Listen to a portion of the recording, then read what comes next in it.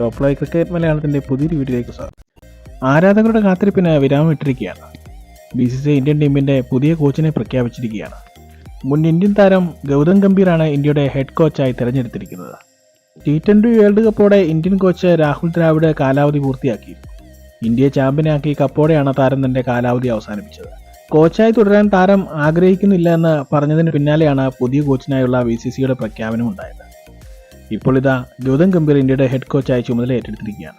മുൻ Indian opening ബാറ്റ്സ്മാനും 2007 T20 world കപ്പിലും 2011 ഏകദിന world കപ്പിലും Indian ടീമിന്റെ അംഗവും കൂടാതെ ഈ 2 വേൾഡ് കപ്പിന്റെ ഫൈനൽ മാച്ചുകളിൽ മികച്ച പ്രകടനം പുറത്തെടുത്ത താരമാണ് ഗൗതം ഗംഭീർ.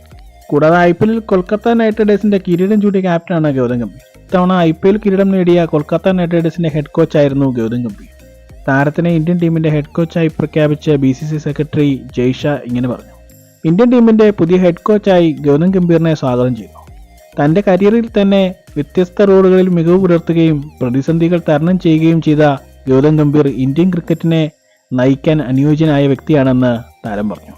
പുതിയ യാത്ര ആരംഭിക്കുന്ന ഗംഭീറിന് എല്ലാവിധ പിന്തുണയും വാഗ്ദാനം ചെയ്യുന്നുവെന്നും ജയ്ഷാ പറഞ്ഞു. ഇപ്പോൾ നടക്കുന്ന സിംബാബ്വെ പരമ്പരയ്ക്ക് ശേഷം ശ്രീലങ്കയ്ക്കെതിരെ നടക്കുന്ന പരമ്പരയിൽ താരം ഹെഡ് കോച്ചായി ചുമതലയേക്കും. 3 വർഷ കാലാവധിയിലാണ് അദ്ദേഹം ഒപ്പുവെച്ചിരിക്കുന്നത്.